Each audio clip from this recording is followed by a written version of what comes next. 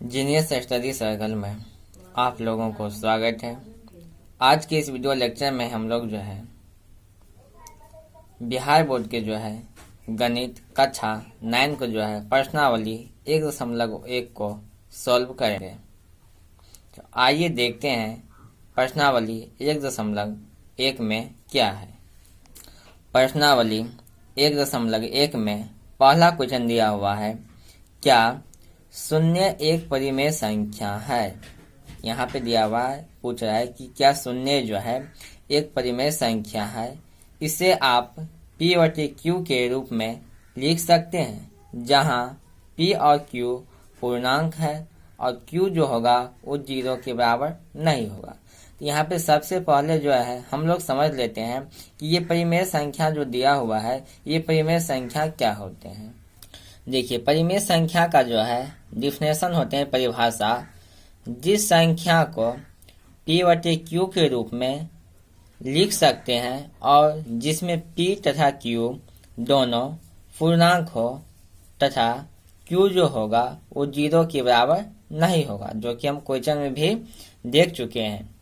Q बराबर जो होगा वो शून्य भी नहीं होना चाहिए।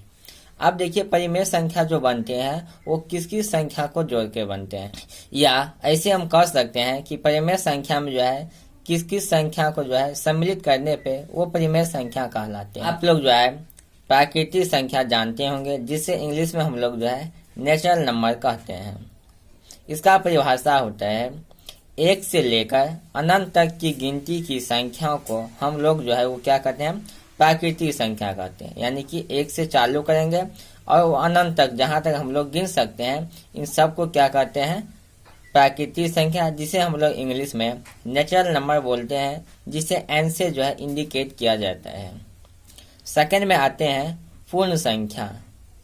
इसका जो परिभाषा होते हैं वो होते हैं, प्राकृतिक संख्या में शून्य जोड़ देने से वो पूर्ण संख्या बन जाते हैं। यानी कि ये जो प्राकृतिक संख्या दिया हुआ है 1, 2, 3, 4, इससे पहले अगर हम यहाँ पे 0 डाल के लिख दे तो वही क्या हो जाएंगे, पूर्ण संख्या कहलाएंगे, जिसे इंग्लिश में कहा जाता है होल नंबर, जिसे हम लोग W से इंडिकेट करते हैं। में पूर्णांक होगा, यानी कि उसका परिभाषा जो होगा वो पूर्ण संख्या के साथ ऋणात्मक जोड़ने पर वो पूर्णांक संख्या कहलाते हैं।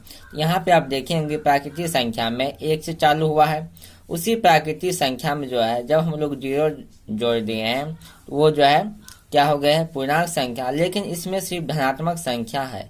धनात्मक करने का मतलब हो गया सिर्फ प्लस वाले संख्या है, यानी कि कोई भी ऋणात्मक संख्या नहीं है। ऋणात्मक मतलब होगा यानी जो संख्या पहले माइनस रहते हैं, तो ऐसा संख्या इसमें नहीं है पूर्ण संख्या में।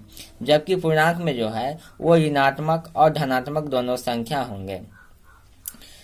यहाँ पे देखिए, जैसे दिया हुआ है -4, -3, -2, -1, 0, 1, 2, 3, यानी कि इसमें धनात्मक और ऋणात्मक दोनों संख्या होंगे। धनात्मक करने का मतलब है जिस संख्या से पहले कोई चिन्ह नहीं लगा रहता है, और ऋणात्मक संख्या से पहले ये माइनस का चिन्ह लगा हुआ रहता है।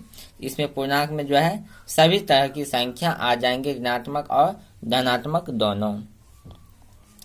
उसके बाद दिया हुआ है भिन्न संख्या। भिन्न संख्या को इंग्लिश में कहते हैं फ्रैक्शनल नंबर संख्या। इसका जो परिभाषा होगा वो होगा, बट्टे पर की संख्या भिन्न संख्या कहलाती है। यानी जब हम किसी भी संख्या को P/Q के रूप में लिख सकते हैं, उन सभी संख्या को क्या कहेंगे, भिन्न संख्या, यानी कि फ्रैक्शनल नंबर। जैसे 2/3, 1/2, -3/4, 4 और 5। ये 4 और 5 इसलिए होगा क्योंकि इसके नीचे हम लोग एक लिख सकते हैं, जो कि ये संख्या में कोई फर्क नहीं होगा, क्योंकि अगर 1 से हम इसमें 4 में भाग लगाते हैं फिर हमें 4 ही प्राप्त होगा। उसी प्रकार यहाँ भी हम नीचे में 1 लिख देते हैं, जो बट्टे पर संख्या हो गया, जो P/Q के रूप में हो गया। इन्हीं चारों संख्या को जब हम लोग आपस में जोड़ देंगे, यानी कि मिला देंगे, तो वही बनते हैं परिमेय संख्या। यानी कि प्राकृतिक संख्या, पूर्ण संख्या, पूर्णांक, भिन्न संख्या, इस सबको जोड़ने पर क्या बनते हैं, परिमेय संख्या, जिसे हम लोग Q से इंडिकेट करते हैं।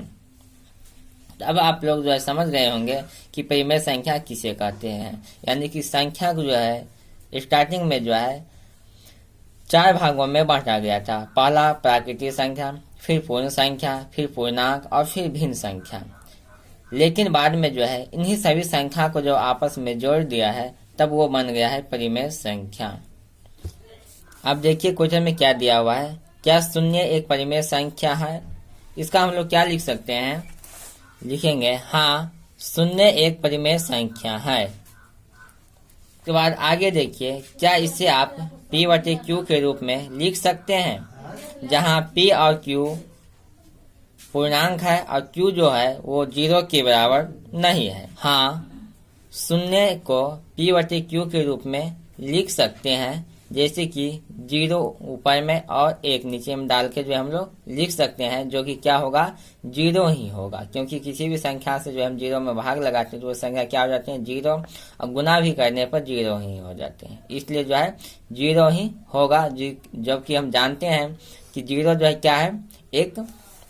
अब आगे का क्वेश्चन देखिए, 3 और 4 के बीच में 6 परिमेय संख्या ज्ञात कीजिए। इसको हम लोग क्या करेंगे, जब भी जो है 2 संख्या दिया होगा और 4, 5 या 6 बोलेंगे परिमेय संख्या ज्ञात करने के लिए, तो जितनी संख्या दिया होगा ज्ञात करने के लिए उससे जो है एक आप लोगों को संख्या बढ़ा लेना है और उस दोनों संख्या में ऊपर नीचे गुना कर देना है। जैसे कि यहाँ पे दिया हुआ है 6 संख्या, हम क्या करेंगे 3 और 4 में जो है 7 से गुना कर देंगे, यानी 6 दिया हुआ है तो 7 से गुना करेंगे। अगर यहाँ पे 5 दिया हुआ रहता तो हम लोग 6 से गुना कर देते।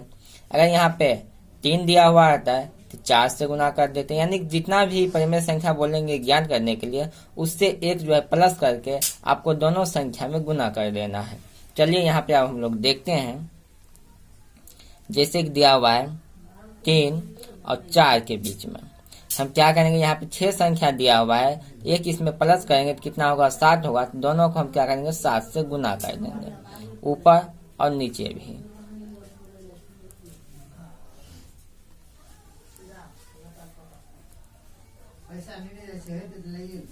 देखिए अब कितना होगा 7 तिया 21 बटे कितना 7, यहाँ पे 7 चौके 28 बटे कितना 7। अब आराम से जो है हम लोग 6 संख्या परिमेय संख्या ज्ञात कर सकते हैं। कैसे, तो यहाँ पे देखिए 21 दिया हुआ है, इसके बाद क्या होगा 22 बटे 7, फिर क्या होगा 23 बटे 7, 24 बटे 7, 25 बटे 7, 26 बटे 7, 27 बटे 7। अब देखिए यहाँ पे हो गया 1, 2, 3, 4, 5, 6, यही आपका क्या होगा आंसर हो गया। अब आइए जो है हम लोग क्वेश्चन नंबर 3 को देखते हैं। ये क्वेश्चन नंबर 3 में दिया हुआ है 3/5 और 4/5 के बीच 5 परिमेय संख्या ज्ञात कीजिए। यहाँ पे 5 दिया है, क्या करेंगे हम ऊपर नीचे कितना गुना करेंगे, 5 में जो है 1 प्लस कर देंगे तो कितना होगा 6 होगा। चलिए अब हम लोग जो है आगे सॉल्व कर देते हैं।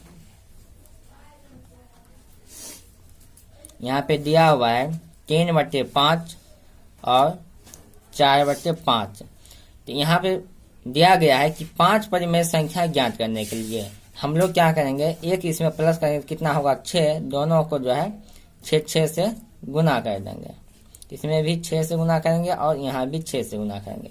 फिर हमें नई संख्या क्या मिलेगी 6 3 18, 6 5 30, और यहाँ पे मिलेगा 6 चौका 24 और 6 5 30। अब हम लोग जो है आराम से 5 संख्या ज्ञात कर सकते हैं। 18 के बाद क्या होगा 19, नीचे में जो संख्या है उसको वैसे ही लिखना है, तो 30 का 30, फिर क्या होगा 19 के बाद 20, 20 बटे 30, फिर 21, 21 बटे 30, फिर 22, 22 बटे 30, फिर 23, 23 बटे 30।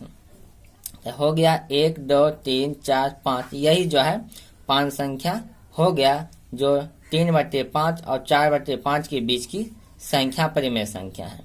एक चीज और हम लोग जान लेते हैं कि 2 परिमेय संख्या के बीच में कितनी परिमेय संख्या हो सकते हैं। देखिए यहाँ पे दिया हुआ है ये काले अक्षर में, किन्हीं 2 दी हुई परिमेय संख्या के बीच में अपरिमित रूप से अनेक परिमेय संख्या होती है, यानी 2 परिमेय संख्या के बीच में जो है अपरिमित रूप से अनेक परिमेय संख्या होती है, यानी कि इसको जिसको हम लोग गिनती नहीं कर सकते हैं, ठीक है ना, यानी कि अनेक यानी कि अनंत जो है वो परिमेय संख्या होते हैं दो परिमेय संख्या के बीच में। दिया गया है नीचे दिए गए कथन सत्य है या असत्य है। हमको ये 3 क्वेश्चन दिया हुआ है, पहले हमको ये बतलाना है ये क्वेश्चन जो दिया हुआ है ये सही है या गलत है। सत्य कहने का मतलब हो गया सही, असत्य कहने का मतलब हो गया गलत। जब सही या गलत इस निष्कर्ष पे हम लोग पहुंच जाएंगे कि ये नहीं सही है या गलत है, तब उसके साथ हमको जो है कारण के साथ अपने उत्तर देना है कि ये क्यों सही है और क्यों गलत है। आइए जो हम लोग पहला क्वेश्चन देखते हैं। इसमें क्या दिया हुआ है, प्रत्येक प्राकृतिक संख्या एक पूर्ण संख्या होती है। प्रत्येक प्राकृतिक संख्या एक पूर्ण संख्या होती है। अब हम लोग कैसे कर सकते हैं, क्योंकि प्राकृतिक संख्या जो चालू होते हैं वो 1 से चालू होते हैं, यानी कि 1 2 3 4 यानी गिनती से चालू होते हैं। इसलिए प्रत्येक प्राकृतिक संख्या क्या होते हैं, एक पूर्ण संख्या होते हैं। क्योंकि पूर्ण संख्या होने के लिए उसी प्राकृतिक संख्या में हम लोग क्या करते हैं, 0 को जोड़ देते हैं। इसलिए हम लोग कह सकते हैं कि प्रत्येक जो प्राकृतिक संख्या होते हैं वो सभी क्या होते हैं, एक पूर्ण संख्या भी होते हैं। तो सत्य है, क्योंकि पूर्ण संख्या क्या होते हैं, प्राकृतिक संख्या प्लस शून्य, यानी प्राकृतिक संख्या में हम लोग क्या करते हैं, शून्य को जोड़ देते हैं तो वही क्या बनते हैं, पूर्ण संख्या बनते हैं। इसलिए सभी प्राकृतिक संख्या एक पूर्ण संख्या भी होते हैं। आगे दिया हुआ है प्रत्येक पूर्णांक एक पूर्ण संख्या होती है। यह असत्य है। क्यों असत्य है, क्योंकि पूर्णांक में जो होते हैं वो पूर्ण संख्या होते ही है, प्लस इसमें ऋणात्मक संख्या भी होते हैं जिस संख्या से पहले माइनस का चिन्ह लगा होता है। हम लोग जानते हैं कि पूर्णांक संख्या जो होते हैं उसमें प्लस वाले संख्या और माइनस वाले दोनों होते हैं, इसलिए इसको हम लोग पूर्णांक कहते हैं। अगर इसमें सिर्फ जो है प्लस वाले ही रहते, यानी कि 0 से लेकर 0 से स्टार्टिंग होगा 1 2 3 4 5 6 7 यानी कि अनंत तक रहते, सिर्फ इसमें क्या माइनस वाले संख्या यानी कि ऋणात्मक संख्या नहीं रहते, तब इसको हम लोग कह सकते थे कि सभी पूर्णांक जो है वो क्या है, एक पूर्ण संख्या होगा। लेकिन यहाँ पे जो है क्या है, पूर्ण संख्या तो है ही, लेकिन इसमें ऋणात्मक संख्या भी जुड़ गया है, इसलिए हम लोग कह सकते हैं कि सभी जो है पूर्णांक संख्या जो होते हैं वो पूर्ण संख्या नहीं होते, इसलिए ये क्या है, असत्य है। देखिए प्रत्येक परिमेय संख्या एक पूर्ण संख्या होती है, इसमें भी वही आ गया, क्योंकि जितने भी परिमेय संख्या है वो पूर्ण संख्या नहीं होगा। क्यों नहीं होगा, क्योंकि एक पूर्ण संख्या जो होते हैं वो सिर्फ क्या उसमें होते हैं, 0 1 2 3 4 5 यही होते हैं। लेकिन एक परिमेय संख्या जो होते हैं उसमें जो है ऋणात्मक संख्या भी होते हैं और बढ़ती बढ़ती भी संख्या होते हैं। यह असत्य है, क्योंकि परिमेय संख्या जो होते हैं वो पूर्ण संख्या, पहले तो इसमें पूर्ण संख्या रहते ही हैं, प्लस इसमें ऋणात्मक भी संख्या होते हैं जो कि ऋणात्मक संख्या पूर्ण संख्या में नहीं पाए जाते हैं। और उसके बाद जो है इसमें भिन्न संख्या भी रहते हैं, इसलिए ऋणात्मक और जब ये भिन्न आ गया ये जो है पूर्ण संख्या नहीं होंगे। पूर्ण संख्या में सिर्फ क्या हो गए, 0 1 2 3 ये सब होगा जो है, इसलिए जो हम लोग कह सकते हैं जो इसे ये जो है असत्य है।